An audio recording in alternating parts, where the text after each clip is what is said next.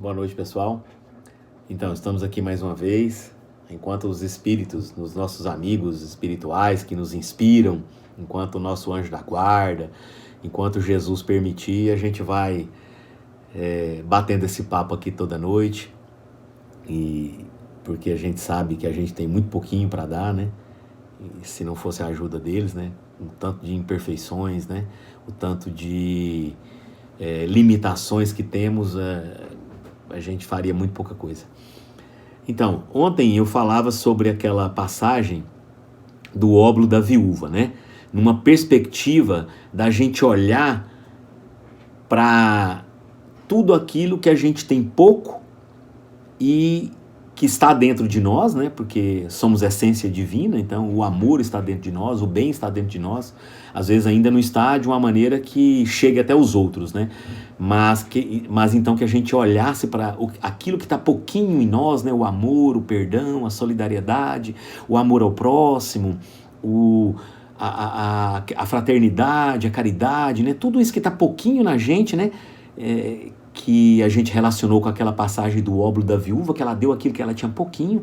Então que a gente começasse a olhar para aquilo que está pouco em nós, mas que tem grande valor, que precisa crescer, e aquilo que a gente tem de sobra, né? Arrogância, egoísmo, vaidade, prepotência,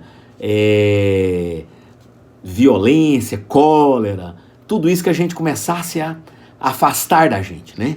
Que enquanto muita gente pensava que Jesus estava se referindo a dinheiro nessa passagem, né? Ele estava se referindo a que a gente valorizasse o que nós temos de pouco. Então, eu me lembrava hoje de uma outra história, né? Que a gente pode relacionar com essa passagem, que eu acho que está em algum livro de Humberto de Campos, não estou lembrado. Mas é a passagem de uma senhora que ela era uma pessoa que gostava de orar por todas as pessoas, por todos os países, por todas as situações, por todos os doentes. Qualquer pessoa que pedia oração para ela, ligava para ela, mandava recado, ela orava fervorosamente. E as orações dela começaram a reverberar no céu, no plano espiritual. E um espírito chamado Juvenal se tocou e foi até o seu superior e pediu que fosse levado em consideração aquela senhora, para que fosse feito algum trabalho, porque a fé dela se mostrava muito grande. E o superior falou: não, Juvenal, não está na hora ainda. E ele insistiu. Em determinado dia, o superior falou assim: vamos fazer um teste. E aí, desceram até a Terra, até o nosso planeta, e caminharam pela rua dela e encontraram ali uma jovem. Essa jovem estava muito aflita, muito necessitada, tinha sido abandonada pelo companheiro, criando um filho sozinha, a luz cortada, a água cortada, sem dinheiro para pagar o aluguel, a geladeira vazia, a despensa vazia. E aí eles começaram a colocar bons pensamentos na cabeça dela, que ela tivesse paciência. A gente que é espírita, né? Se a gente for lá na questão 459 do Livro dos Espíritos, a gente vai entender bem essa história, né, dessa situação com essa jovem. E aí eles conseguiram, através da influenciação, retirarem de dentro da sua casa. E ela saiu caminhando pela rua e bateu numa porta que era a porta dessa senhora. Claro, influenciada, né? E aí ela bateu na porta, a senhora abriu, a porta tinha aquelas correntes, só abriu um pouquinho, a senhora colocou assim o olho: o que você quer? Não, minha senhora, eu estou precisando de ajuda, eu moro sozinha com meu filho, eu moro aqui na rua, na última casa, e eu estou passando por muitos problemas. E ela não queria coisas materiais, ela estava atrás de uma conversa, de alguém que a escutasse, ela já estava com pensamentos suicidas. E aí a senhora: não posso fazer nada por você, além de rezar, vou rezar por você. Vai buscar a prefeitura, vai procurar a delegacia, vai procurar a fulano de órgão tal, e puf, bateu a porta. E aí o superior falou pro Juvenal: tá vendo, Juvenal, que ela ainda não pode fazer nenhum tipo de trabalho, porque aí ele comenta, né? Ela ainda está na fase do pedir, né? Como a maioria de nós. E raros, né? Muito raros são os que se dispõem a dar. Então, se a gente relacionar com a nossa lição de ontem, né? A gente pode ver que ela ficou com o que era mais fácil, com o que estava sobrando, que era o que ela gostava de fazer, que era orar, que não tinha que ter contato com outras pessoas, que ela de dentro da casinha dela, tranquila, confortável, ela poderia fazer. A oração é importante, é muito importante, mas que a gente também precisa ter contato com as pessoas, né? A gente precisa sair de dentro da gente e ter contato com o planeta, com o mundo, né? Então, eu me lembrava hoje, né, aqui no condomínio, como todas as atividades de esporte, academia, tudo isso está proibido desde o dia 15, se eu não me engano, e esse mês provavelmente vai se estender, a gente não sabe até quando. Preocupado com o professor de futebol das crianças, né, que dá aula 2 vezes por semana, a gente paga R$60 por mês, que não é uma quantia grande, e eu entrei em contato com ele, perguntando o que ele estava pensando, se ele queria uma ajuda, se eu me manifestasse no grupo do WhatsApp, se ele se importaria, se ele sugeria alguma coisa. Aí ele me contou que poucas pessoas pagaram o mês passado. Eu já fiquei assustado, falei, olha, eu vou fazer o seguinte, eu vou então propor para que as pessoas paguem pelo menos, né, porque vai que ela quer pagar tudo, a metade desse mês, porque só teve aula até o dia 15, e que esse mês, como a gente não sabe o que vai acontecer, que você ficaria muito feliz se as pessoas pagassem a metade do mês passado, quem não pagou, e esse mês também que as pessoas continuassem pagando pelo menos a metade. E aí coloquei, fiz um áudio, fiz um textinho, botei no grupo do WhatsApp, passou um pouquinho, todo mundo já bombando, nossa, eu esqueci, perdão, e realmente algumas pessoas esquecem, outras não, outras ficam caladinhas, vou ver se eu tiro vantagem, né? Não sabe por que o mundo tá assim, né? Com pandemia, com isolamento social, com restrição de liberdade, né? Para que a gente se toque, para que a gente faça as nossas coisas sem ser cobrado, que a gente haja de acordo com a nossa consciência, que a nossa consciência sabe o que a gente deve fazer. E aí várias pessoas já se manifestaram, não, eu vou pagar o mês todo, eu não vou pagar só metade não.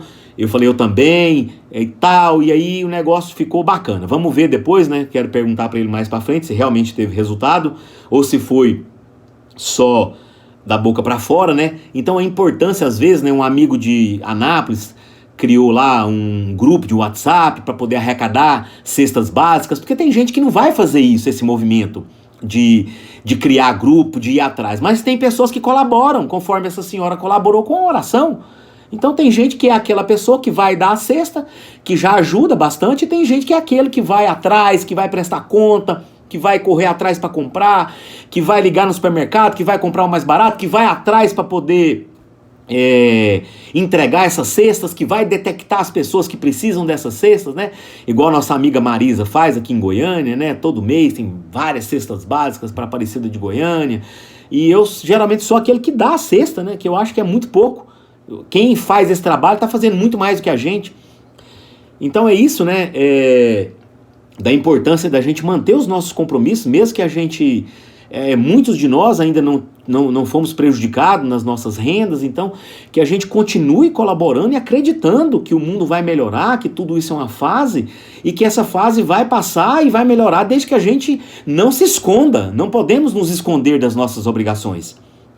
E eu separei aqui 2 lições do Evangelho segundo o Espiritismo e uma lição aqui do Evangelho que a gente vai falar hoje de Marta e Maria, que é uma lição que está totalmente dentro da gente, que tem muito a ver com o que eu falei ontem, né? Nessa questão do óbolo da viúva. Então Marta e Maria está muito dentro de nós, nos nossos comportamentos. Daqui a pouco vocês vão ver. Então, a importância da gente continuar então com os nossos compromissos, né, com a nossa ajuda dentro do que a gente pode. Eu vou ler aqui, porque essas pessoas que não têm carteira assinada, que trabalham, né, que dependem desse trabalho prestado no dia a dia, a gente tem que ajudá-los. E eu separei aqui no capítulo 11 do Evangelho segundo o Espiritismo, o capítulo chama Amar ao Próximo como a si mesmo. O mandamento maior, fazermos aos outros o que gostaríamos que os outros nos fizessem. Então essa regrinha é básica. Se você fizer para outra pessoa tudo aquilo que você quer que seja feito para você, você não vai ofender mais, você não vai dar o cano, você não vai corromper, você não vai trair. Então, meu amigo, o mundo estaria consertado em um dia, se todo mundo começasse a agir conforme esse mandamento. Tanto que Jesus fala em 2 aqui, fala assim, ó, aí está a lei e os profetas. Se você quiser ficar só com esses 2 e agir na sua vida só com esses 2, você vai ter uma vida santa. Os fariseus, tendo sabido que ele fechara a boca dos saduceus, reuniram-se e um deles, que era doutor da lei, um cara mais esclarecido, né? Nem sempre esclarecimento de inteligência é esclarecimento moral. Propôs-lhe esta questão para o tentar. Note que sempre eles tentavam fazer algum arapuca para Jesus, né? Para o tentar. Tá lá naquela passagem de dai a César o que é de César, quando perguntaram se era lícito pagar imposto. Naquela passagem de anteontem da mulher adúltera, quando trouxeram ela e disseram para Jesus que a pegaram no ato, que Moisés mandava apedrejar. Então, note que sempre eles estavam tentando armar alguma coisa para Jesus. Mestre, qual é o maior mandamento da lei? A lei de Moisés, né?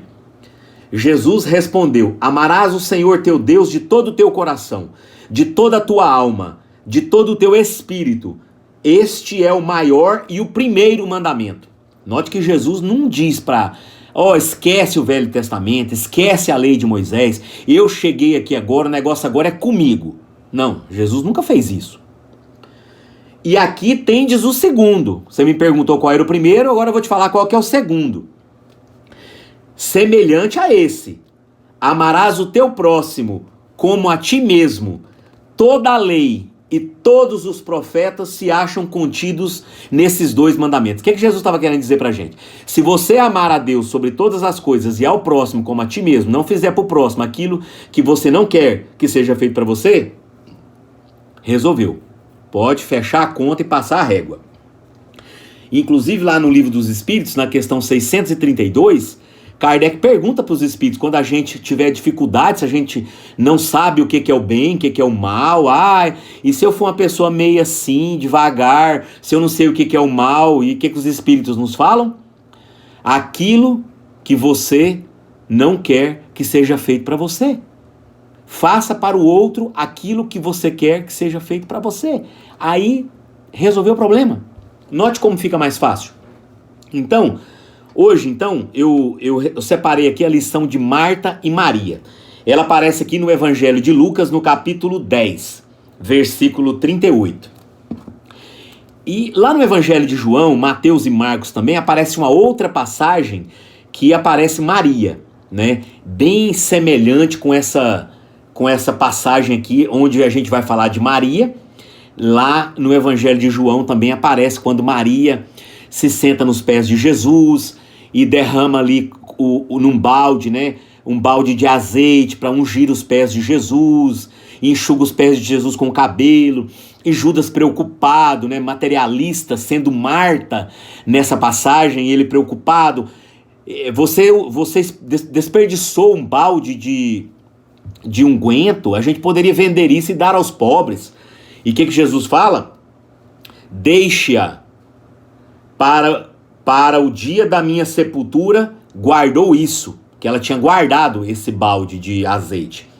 Porque os pobres sempre estarão convosco. Você não precisa preocupar que eu vou antes de você, você vai ter muita oportunidade de ajudar os pobres. Não se preocupe, se for só por isso. Então, mas o nosso foco aqui hoje não é essa passagem, é a passagem de Marta e Maria, Lucas, capítulo 10, versículo 38. E eu vou ler aqui então o Evangelho e a gente vai comentar. Então, Marta e Maria eram as irmãs de Lázaro, que tinha aquele sítio em Betânia. Lázaro, aquele que foi ressuscitado, né? Que na verdade ele não estava morto, ele estava vivendo aquele efeito da catalepsia, se eu não me engano, né? Aquela aparente morte, né?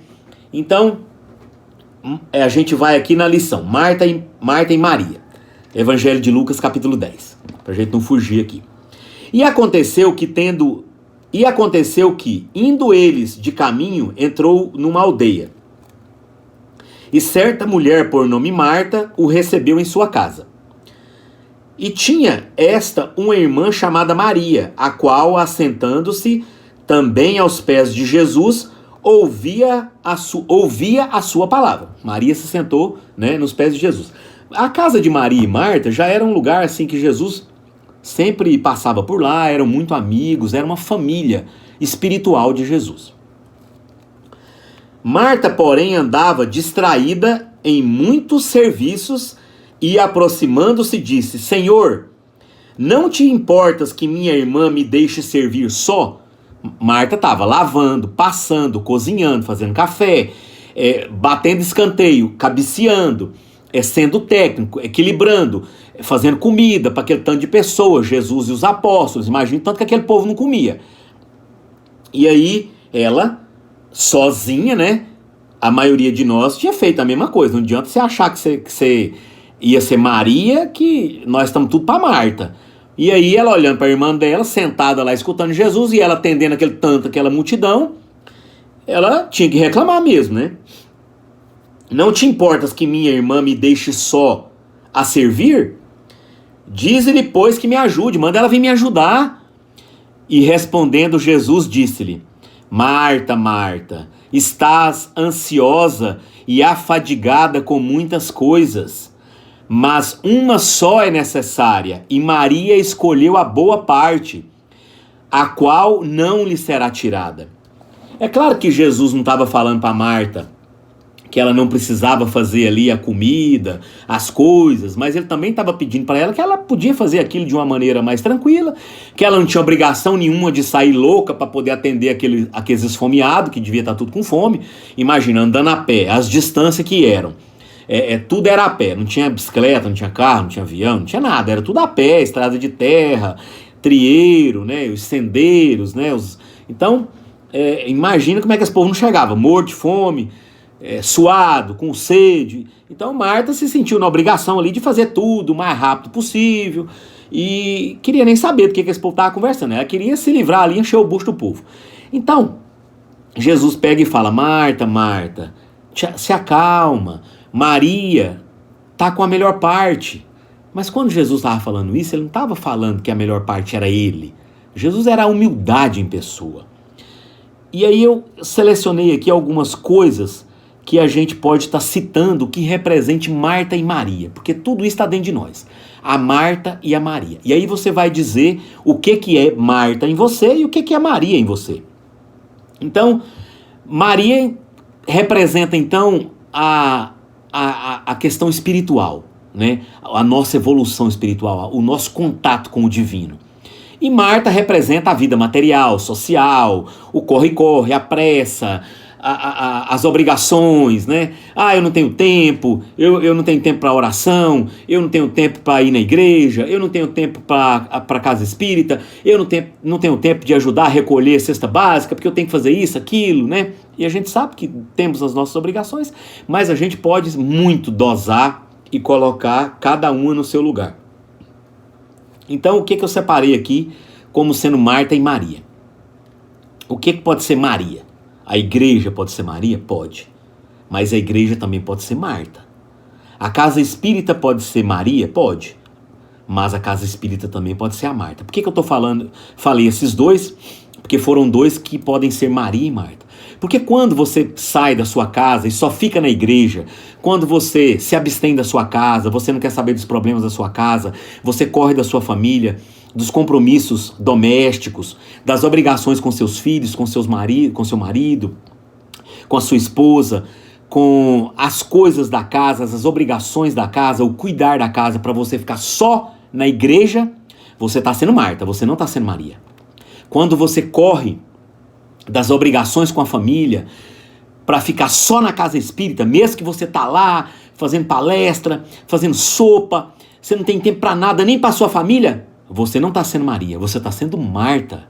Olha o cuidado que a gente tem que ter de colocar na balança aquilo que é mais importante. Olha o que Jesus falou: mas uma só coisa é necessária e Maria escolheu a boa parte. Qual que é a boa parte? Você ficar com a sua família em determinados momentos ou correr para a igreja?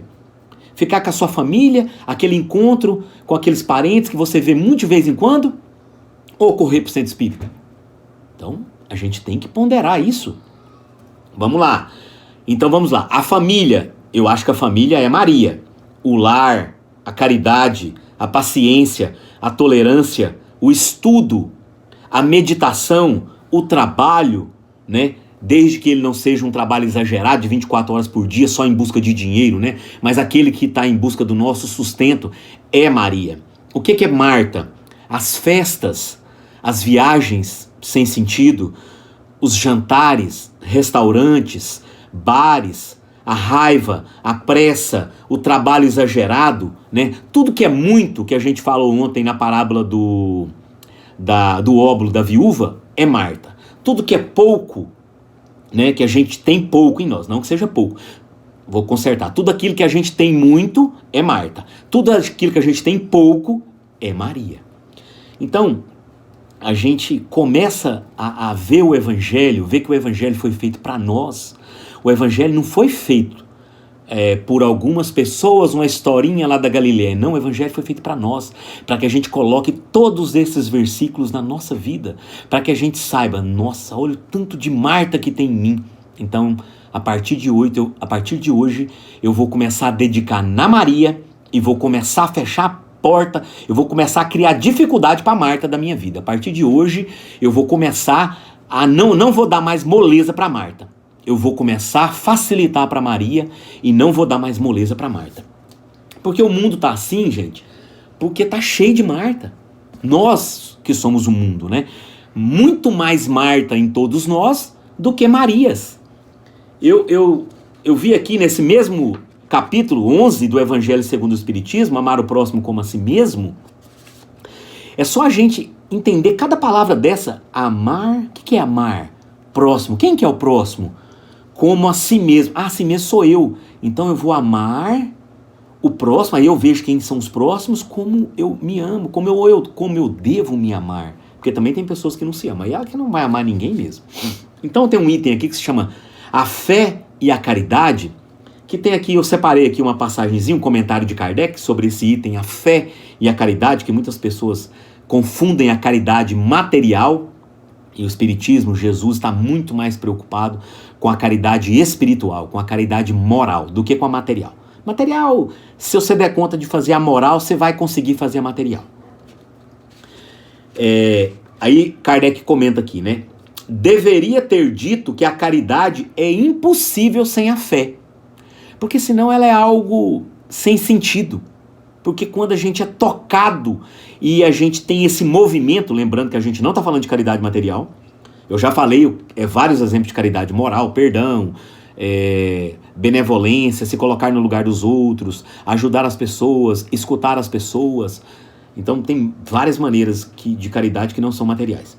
Então aí tem uma passagem aqui que Kardec comenta. No entanto, tereis razão se afirmardes que a felicidade se acha destinada ao homem neste mundo, desde que a busqueis no bem e não nos prazeres materiais.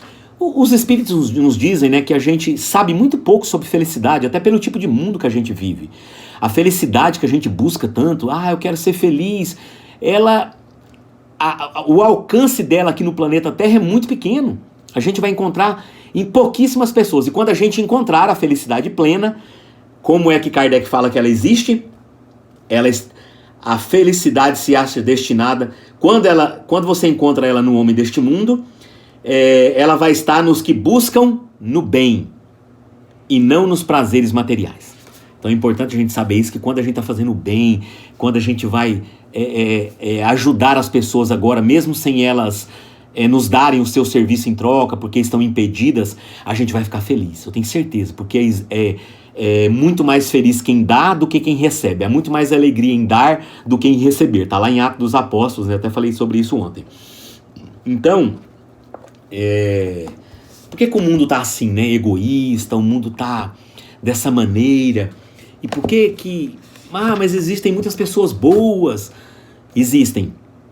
E Kardec sabia disso. Na questão 932 do Livro dos Espíritos, Kardec pergunta, por que neste mundo a influência dos maus é maior do que a dos bons?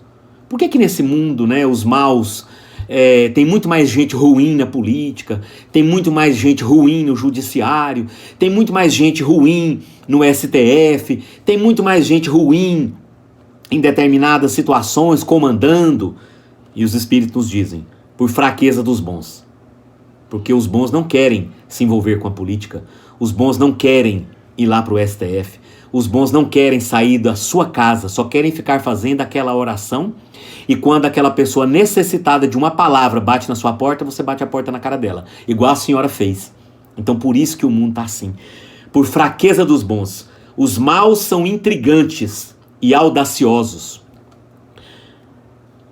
Os bons são tímidos. Os bons, né? As pessoas boas, aqueles com potencial de mudar o mundo, não querem sair de dentro de suas casas, de dentro do seu raio de ação. Quando os bons quiserem, haverão de dominar o mundo, haverão de preponderar. Então note que tudo está em nós, né? Tudo está em nós. É preciso que a gente então comece a dificultar a atuação da Marta em nós, para que a gente comece então a valorizar o que nós temos de Maria dentro de nós. Aquilo que está pouco e que tem que crescer dentro de nós, que é a Maria dentro de nós, levando em consideração as irmãs de Lázaro, né? Eu separei aqui então para a gente encerrar do livro Caminho, Verdade e Vida, Chico Xavier, a lição 49, Saber e Fazer. Saber e Fazer, capítulo 49. Se sabeis estas coisas, bem-aventurados sois se as fizeres.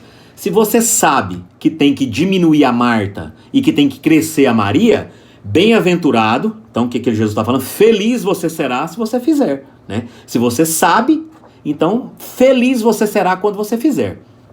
João capítulo 13, versículo 17. Agora o comentário de Emmanuel. Entre saber e fazer existe singular diferença. Acabei de comentar. Quase todos sabem, poucos fazem. É o que aquele espírito falou lá para o Juvenal, né? Ela ainda está na fase do pedir, porque raros são os que estão na fase de dar. Não estamos falando de coisa material. Friso isso sempre. Inclusive, o espírito levou a moça até lá para que ela fosse atendida não com coisas materiais, com consolo, com carinho, com um abraço, com afeto, e depois até poderia dar alguma coisa caso ela tivesse para dar também. Todas as seitas religiosas, todas as nossas religiões, espiritismo, evangélico, católico, de modo geral, somente ensinam o que constitui o bem. Todas possuem serventuários, crentes e propagandistas, mas os apóstolos de cada uma escasseiam cada vez mais. Há sempre vozes habilitadas a indicar os caminhos. É a palavra dos que sabem. Raras criaturas penetram valorosamente a vereda, muita vez em silêncio, abandonadas e incompreendidas.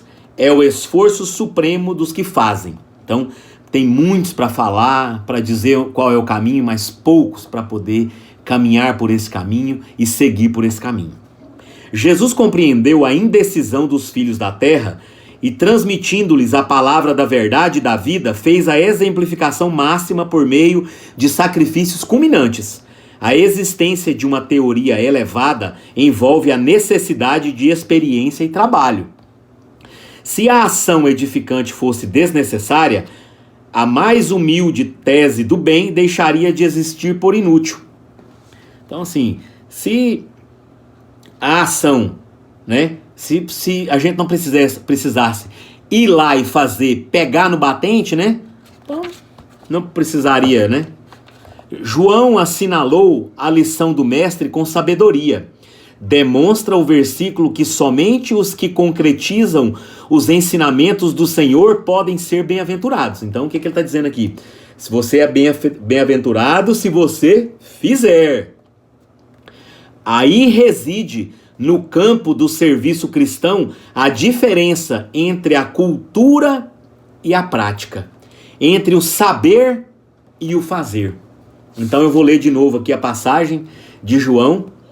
Se sabeis estas coisas, se você sabe que é Marta, muito mais Marta e muito menos Maria, e quer mudar o jogo, quer crescer a Maria e diminuir a Marta, bem-aventurados sois se as fizeres. Então, meus irmãos, eu fico por aqui, porque já ficou bastante longo o vídeo, mas eu acho que ficou bem interessante o bate-papo. Então eu desejo a todos, inclusive a mim, que a gente faça crescer a cada dia a Maria que existe dentro de nós.